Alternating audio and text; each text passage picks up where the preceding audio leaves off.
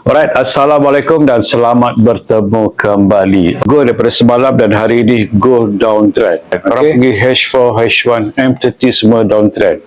Tapi masalahnya semalam masa go tengah downtrend, dia turun dengan momentum sifu-sifu signal ataupun grup-grup signal provider suruh korang buy. Okay, korang tak beli ke? Alright? Price tengah turun momentum, dia turun laju dekat suruh korang buy. Korang tak beli. Suruh korang buy. Korang tak beli. Buat korang-korang newbie, bagi saya better belajar buat setup sendiri daripada korang mengharapkan signal-signal daripada orang lain. Korang-korang yang masih blur lagi, yang masih tak tahu lagi, ada banyak setup-setup yang korang boleh belajar, dekat YouTube, dekat Trade, dekat TikTok, ada banyak cara korang boleh belajar.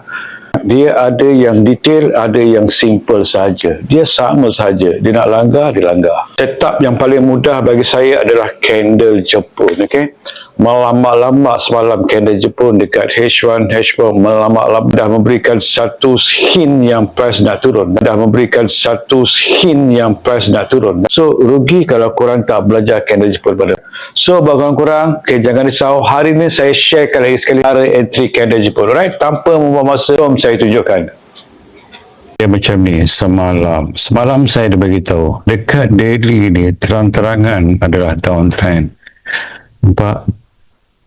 Terang-terangan. So, kalau korang pergi dekat H4 pun sama. Dia tak break lagi, nampak tu? Kan? So, apabila H4 daily downtrend, tugas korang adalah mencari sell. Cara yang paling simple dekat sini. Korang tengok dekat sini. Dekat daily dekat sini. Nampak daily sebatang ni? Apa yang korang perlu lakukan adalah markingkan je sebatang sampai ke sini. Nampak? Okay, yang hari punya ambil hingga yang semalam punya. Nampak tu? Kemudian korang turun kepada 1 hour ataupun M30. So, sini M30.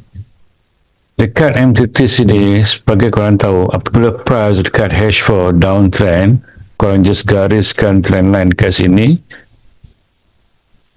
Tugas korang dekat lower time frame adalah mencari peluang untuk sell. Ada breakout sell, korang sell. So, korang pergi kepada 1 hour ataupun M30. So, nampak?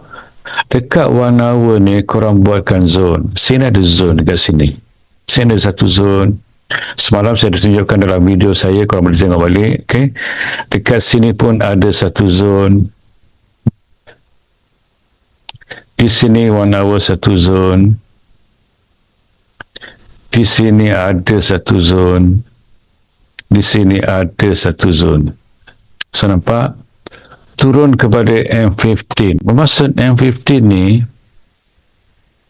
1 hour pun downtrend, H4 pun downtrend. Ada breakout sell dekat sini. Nampak? Satu trend line sahaja korang masuk dekat sini. So, nampak? Selepas dia buat spike, dia ada breakout saja korang masuk dekat sini. Nampak dekat sini? Dekat sini M15 ada breakout saja korang sell. Dekat sini korang boleh turun pada M5 untuk entry dan cari breakout. Banyak breakout dekat sini.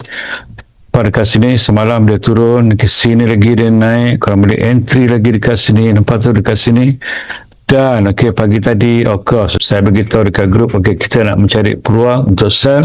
Siapa nak curi-curi buy, silakan.